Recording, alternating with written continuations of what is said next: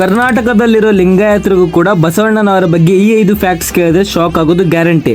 4ನೇ ಫ್ಯಾಕ್ಟ್ ಕೇಳಿದ್ರೆ ನಿಮ್ಗೆ ಅವ್ರು ಎಷ್ಟು ಪವರ್ಫುಲ್ ಆಗಿದ್ರು ಅಂತ ಗೊತ್ತಾಗುತ್ತೆ. ಮೊದಲನೇ ಫ್ಯಾಕ್ಟ್, ಬಸವಣ್ಣನವರು ಹುಟ್ಟಿದ್ದು ಬ್ರಾಹ್ಮಣರಾಗಿ ಮತ್ತು ಲಿಂಗಾಯತರಾಗಿ ಅಲ್ಲ. ಅದಾದ್ಮೇಲೆ ಅವರು ಕನ್ವರ್ಟ್ ಆಗಿದ್ದು ಬ್ರಾಹ್ಮಣನಿಂದ ಲಿಂಗಾಯತರಾಗಿ. 2ನೇ ಫ್ಯಾಕ್ಟ್, ಜಗತ್ತಿನ ಮೊದಲನೇ ಪಾರ್ಲಿಮೆಂಟ್ ಆದಂತ ಅನುಭವ ಮಂಟಪವನ್ನು ಕಟ್ಟಿಸಿದ್ದು ಬಸವಣ್ಣನವರು. ಈ ಪಾರ್ಲಿಮೆಂಟ್ ಅಲ್ಲಿ ಕರ್ನಾಟಕದ ಅನೇಕ ಸಂತರಾದಂತ ಅಲ್ಲಮ ಪ್ರಭು, ಅಕ್ಕ ಮಹಾದೇವಿ ಅಂತ ಮಹಾನ್ ಕವಿಗಳು ಕೂಡ ಭೇಟಿ ಕೊಟ್ಟಿದ್ರು. 3ನೇ ಫ್ಯಾಕ್ಟ್, ಬಸವಣ್ಣನವರು ದೇವಸ್ಥಾನಗಳ ವಿರೋಧಿಯಾಗಿದ್ರು.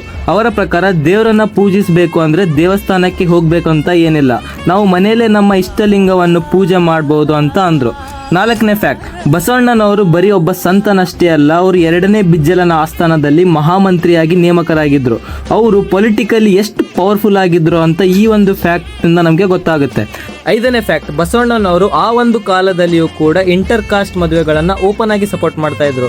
ಅವರ ಪ್ರಕಾರ ಒಬ್ಬ ವ್ಯಕ್ತಿಯ ಜಾತಿಯು ಅವನ ಸಾಮಾಜಿಕ ಸ್ಥಾನವನ್ನು ಸೂಚಿಸಬಾರದು ಅಂತ ಇದ್ರು. ಈ 5 ಫ್ಯಾಕ್ಟ್ಸ್ ಗಳಲ್ಲಿ ನಿಮ್ಗೆ ಯಾವ್ಯಾವ ಫ್ಯಾಕ್ಟ್ಸ್ ಮೊದಲಿಂದಾನೇ ಗೊತ್ತಿತ್ತು ಅಂತ ಕಮೆಂಟ್ ಮಾಡಿ.